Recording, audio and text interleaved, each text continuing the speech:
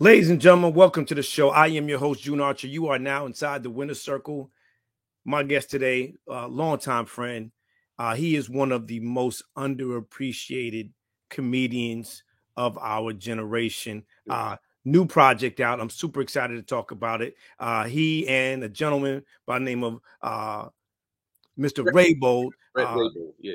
At this project you got to go see, but it's called Race, the movie, the play. It follows a white chauffeur by the name of White Savior, who serves as a driver for a brilliant black musician by the name of Gene Yus, played by my guest. On a tour through the 1850s in the Deep South, this story quickly unravels and becomes a panoramic parody of all things tone deaf in Hollywood as it pertains to race movies, which includes Green Book, 12 Years a Slave, Django Unchained, and so much more. Please welcome to the show my brother.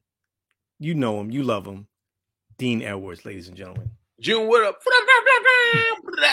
What's going on, man? Good to see Dean, you. it's a pleasure, man. It's been a minute. No love lost, but I've been watching from the sidelines. If you have been doing and creating so much magic, man, and walking in your dopeness. Congratulations on everything, brother. Let me just start by asking you, how have you been doing as we have walked away from this pandemic and all things that looked a little different for our families? Yeah, hey man, you know what? We still here. I'm a simple person. If I know there are many people that unfortunately aren't with us anymore that didn't make it. There are many people that this pandemic hit close to home and affected them in a variety of ways, whether physically, mentally, financially. I think we all mentally experienced a certain worldwide collective trauma that really doesn't get addressed as it should, which I think is why you see a lot of, I think what happened was people sat in their bubbles for so long, and then the world was like, okay, now go out, and didn't get to didn't get to really allow things to ease back into society, and everyone became sort of a time bomb ticking.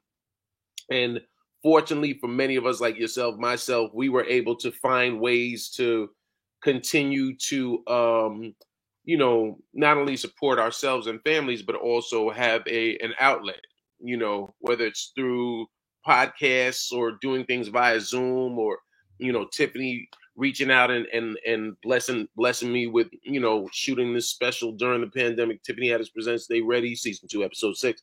um we I count myself as fortunate and blessed, and as I'm sure you do, June, and hopefully everyone that sees this or hears this can say the same, and reflect on the year and a half that we experienced, and come out saying, you know what, I, I'm I'm very fortunate and very blessed. I'm actually reading a book right now called Tribe, which discusses how during periods of war and collective turmoil, people are better towards each other. People are more giving, more compassionate, because you're sharing this collective experience. And so people, you find people that become leaders as far as moving everyone towards a better tomorrow, and then you have people that are leaders as far as nurturing and making sure everyone is okay. So that's what reading this book, Tribe, has helped me sort of acknowledge and become more aware of. Let's talk about reflection, Dean, as it pertains to that pandemic. What did you learn? You and your spouse, you and your family learned, or what was the biggest takeaway spending that amount of time together when you really couldn't go outside because you're a creative. Uh-huh. You weren't able to move the way you were one of those comedians that you're a working comedian, you're out, you're in the clubs, you're doing these things. What was the biggest takeaway for you having to spend time with your spouse?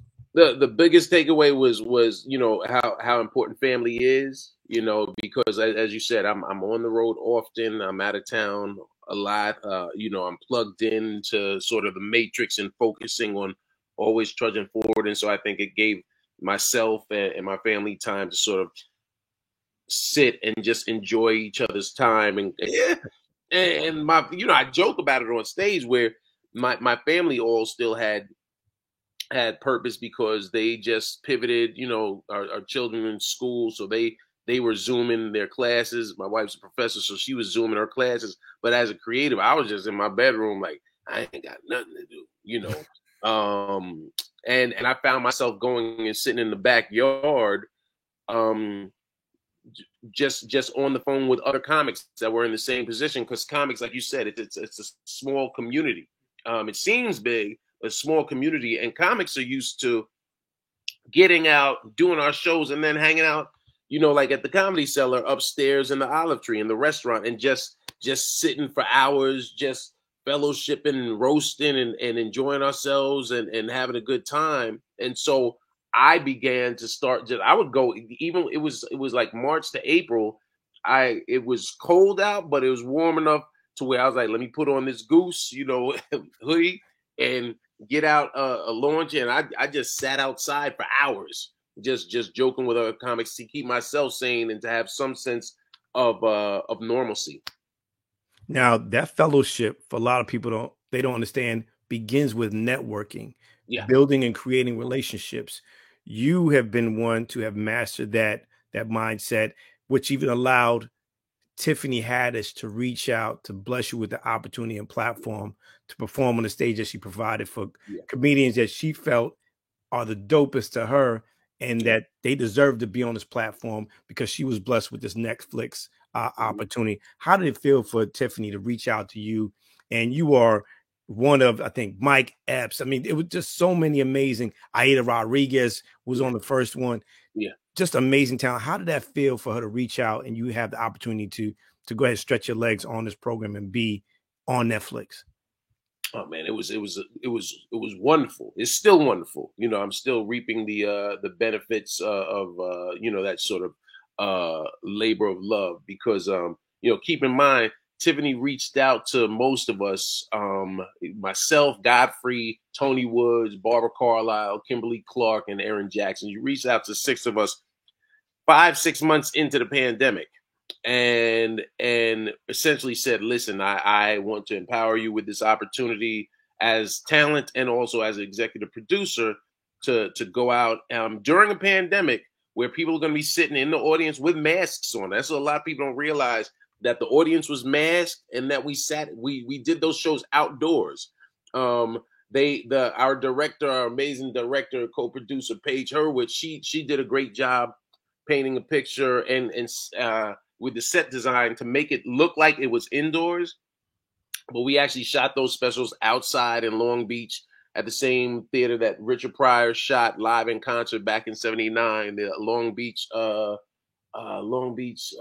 Terrace Theater. I can't remember the exact name, but that alone, just performing where Richard performed, because the talk back that we did in episode 7 is actually on the same stage that Richard did his thing, and then all the specials were shot outside, and it was it was like a life preserver, not just financially, but just because it's like that was the longest any of us have not been on stage. Right. I've been doing this since the early '90s, and since the early '90s, I've been getting on stage multiple times a night, multiple times a week, and so to go from averaging probably, I don't know, say 12 shows a week to nothing, to just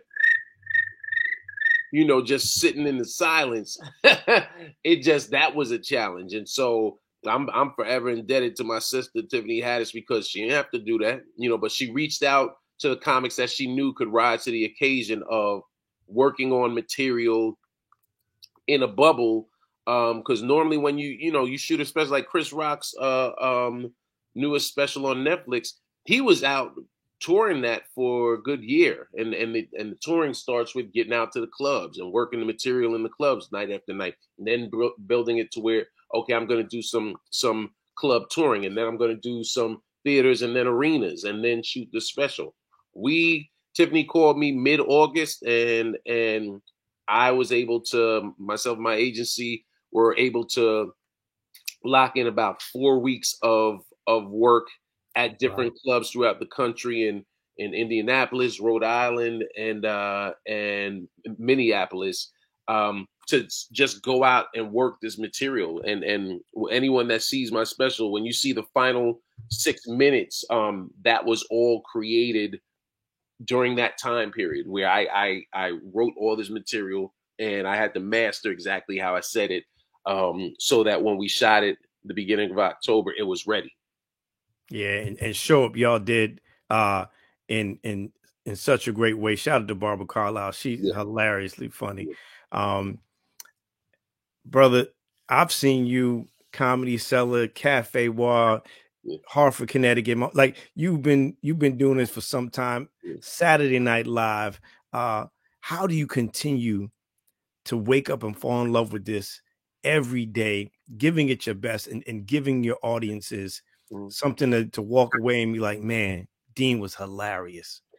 Man, I love what I do. You know, it keeps you. You know, I have so many people who say, "Yo, how old are you? Because you said how long you been doing such and such, but you look wild young." I'm like, well, comedy keeps us young. You know, comedy. I honestly believe that you know, humor is healing. You know, bringing some light to the world actually lightens the mood and lightens people's spirit and makes people feel good about themselves. And I think that's reciprocal. So putting that good energy out to the world comes back to me. And I never stopped loving, you know, stand up, regardless of anything else I'm doing. Like, you know, we're working on Race the Movie, the play right now at Soho Playhouse. But last week, and I was tired, but last week after our shows, I was going and getting on stage at the Comedy Cellar, you know, because also I theme for it. You know, it's like you're addicted to it, and it's like going to the gym. It's like when you're used to working out consistently, if you don't get it in, if you don't do chest that day, you feel like you're slacking. You feel like you're messing up your entire being, your entire foundation. So I like to make sure that I stay sharp because I'm still hungry. I was listening to the track by Redman called Yeah over the weekend, headed up to Yonkers Comedy Club. We were there this past weekend, and I said to my boy Harris Stanton, I said, you know what's dope about Redman?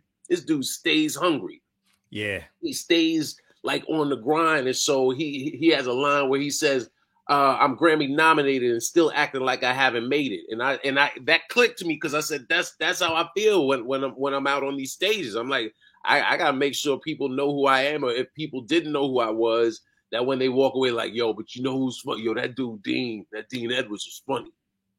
No, I love it, bro. And I'm mad I miss you at Yonkers Comedy Club because it's right around the corner from me. Damn. But they gotta work on their promo though. yeah. And they need more space in there. But that's another story for another time. For you, man, during this time, man, Britain's people reached out, told you about this incredible project that you're working on right now. I want to talk about Race, the movie, the play, which is soon going to be Race, the movie, the play, the movie. Exactly. Yeah. Racism Solved. You're welcome.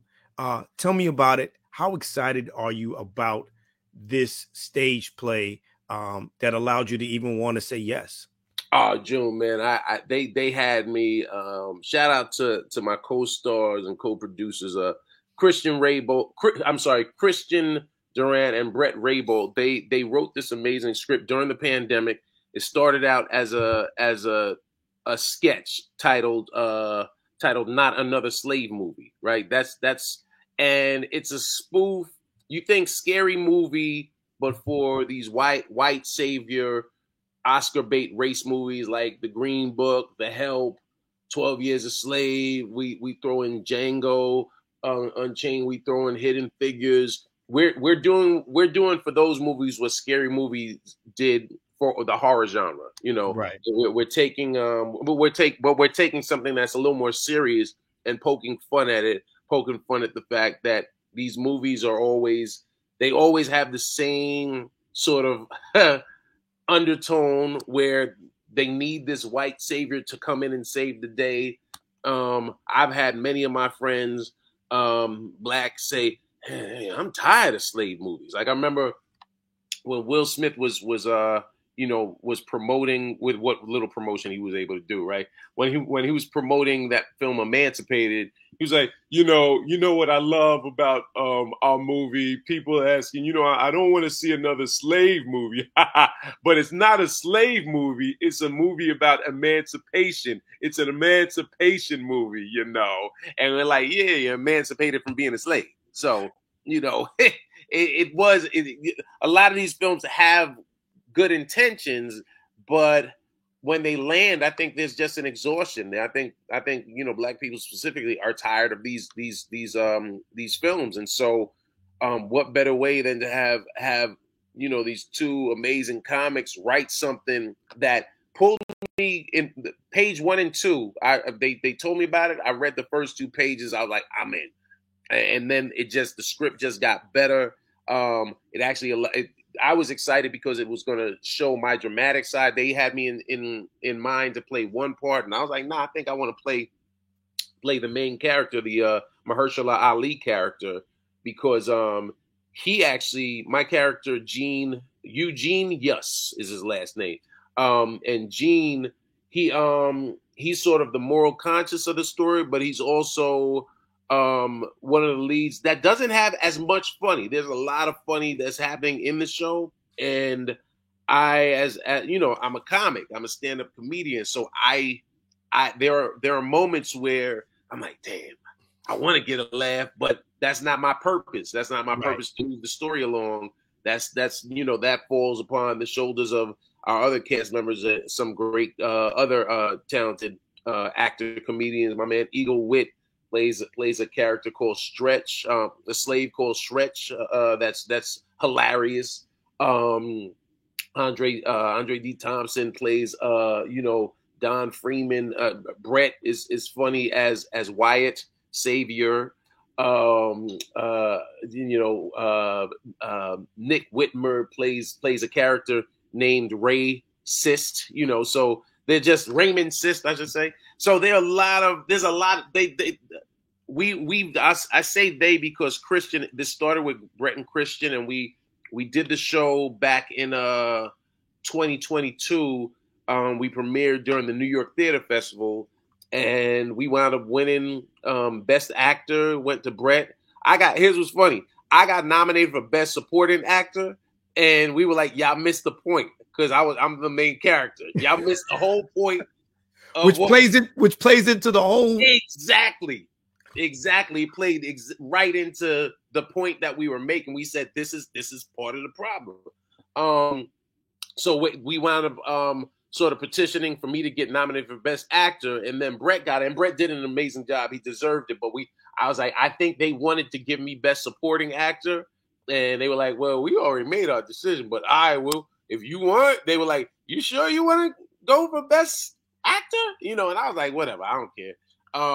Because the main thing, I'm all about the audience response, and people have been leaving this show, man.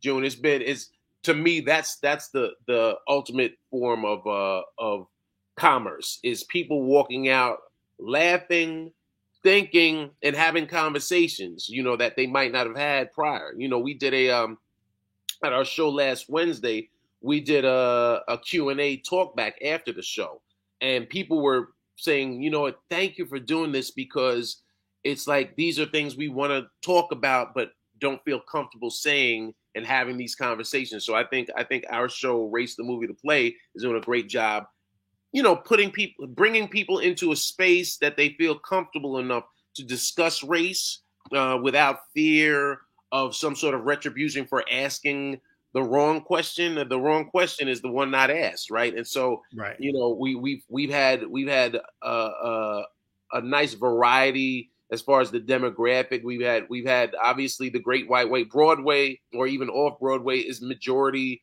Caucasian, but it's refreshing to see faces of color, Black, Latino, Asian, that are coming out and supporting this show. I've had a couple of people last week say, we came out during the first week of the run, and we came back because we told some people and we thought they should see it. There's a young cat that was there. He was like, you know what?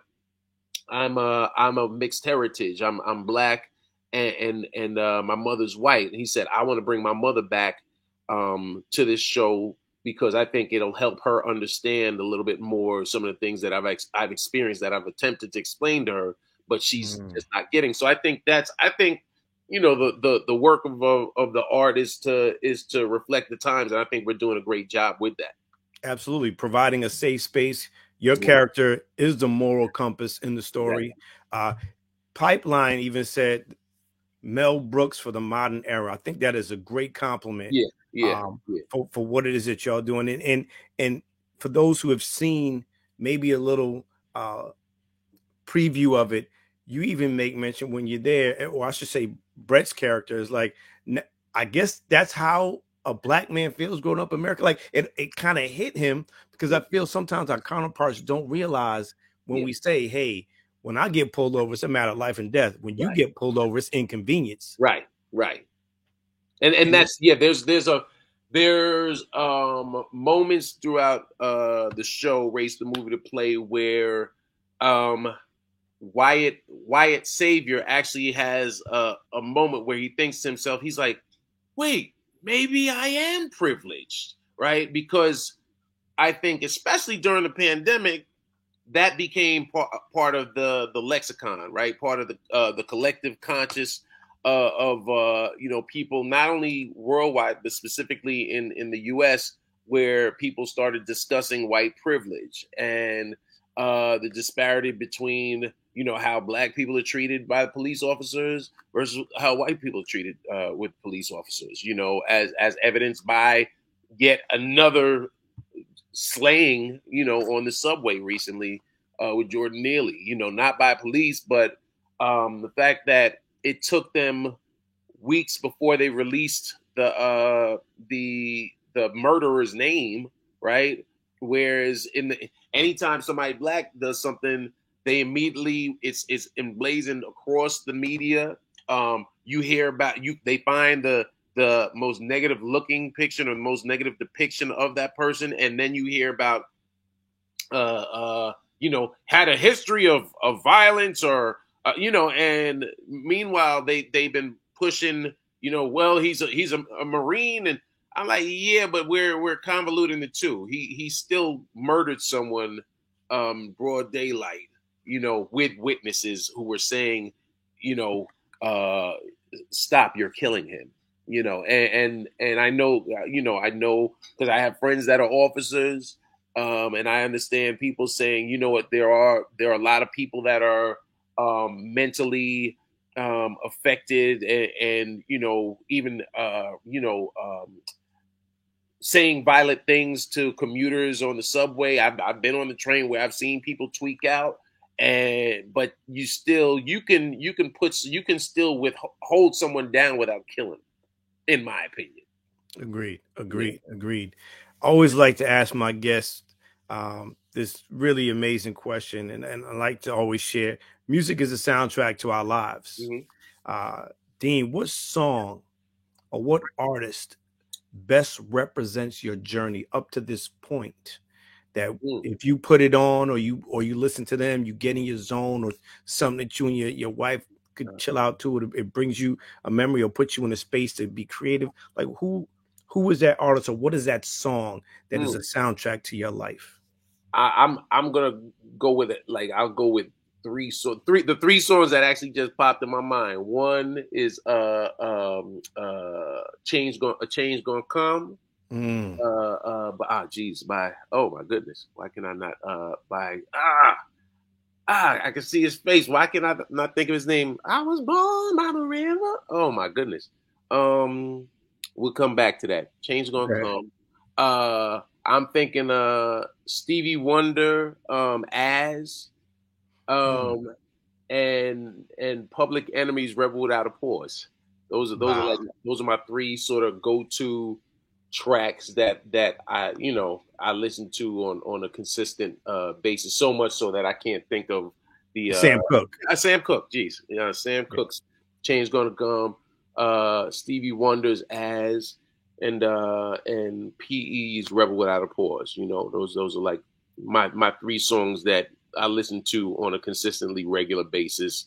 And kind of capture every mood that I experience through the journey of my career. You know, those songs all have meant a lot to me during the course of my career. Those are all songs that I listen to that might get me hyped, might put me in the mood to be dramatic, might get me in the mood to, you know, get on stage and sling these jokes and destroy, you know, get me focused.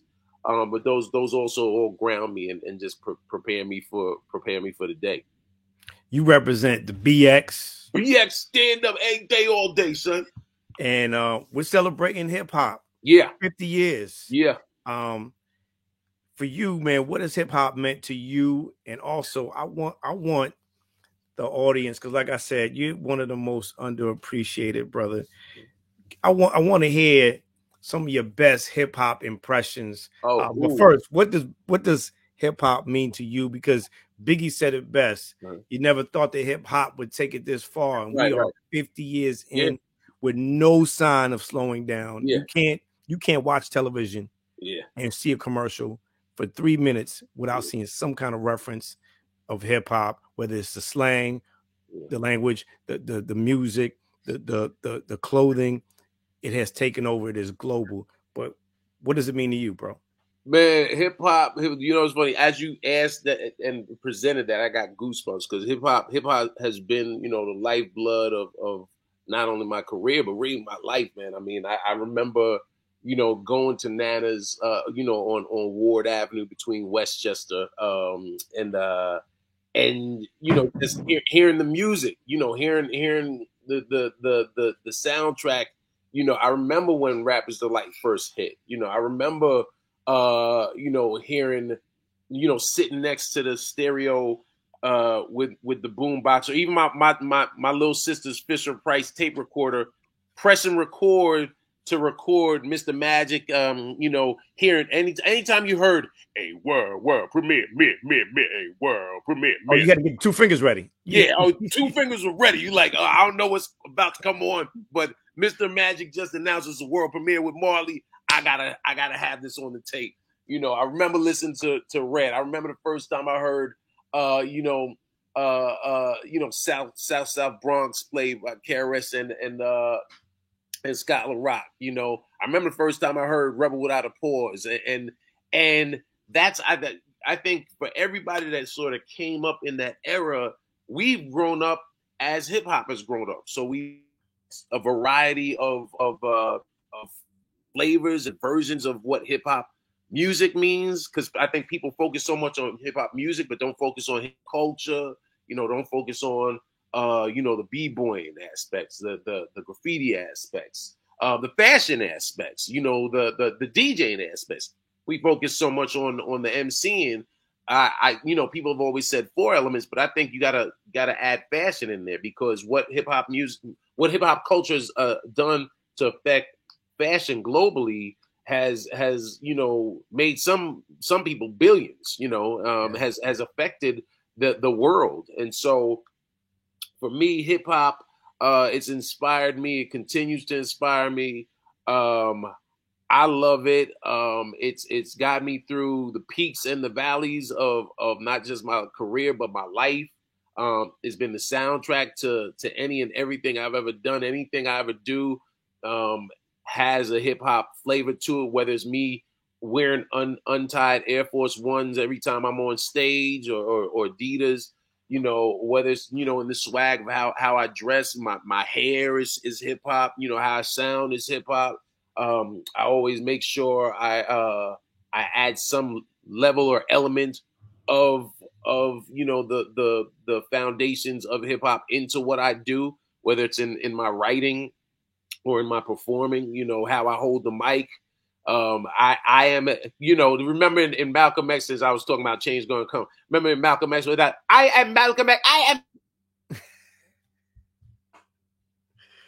We're all hip hop, and our children are offsprings of hip hop, and so they are hip hop as well. So to go back to some of my favorite you know, entertainers that came out of the hip hop world, you know, KRS-One. KRS is so, yeah. I love how Chris sounds. People don't focus enough on a Cool G rapper. You know, there's so many rappers that had lists that did. You never want to be the mic filter in front of in front of the microphone when G Rap is speaking. A pimp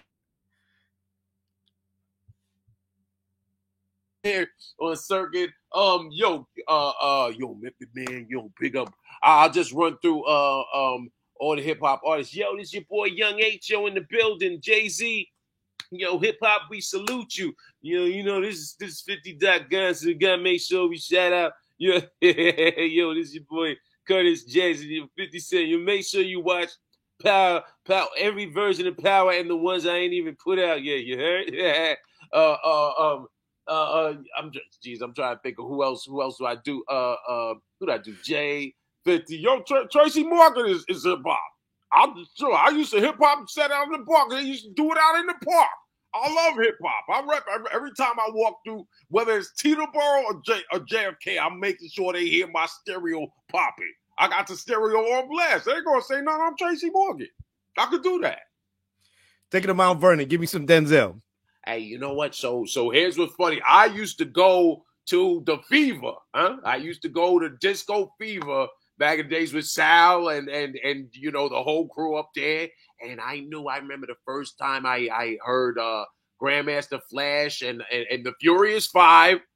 They were doing the message live. I never understood why they were wearing leather and fur. They seemed warm. It reminded me of Thulsa Doom and Conan the Barbarian. But I said, you know what, they have something special, and I like what they do.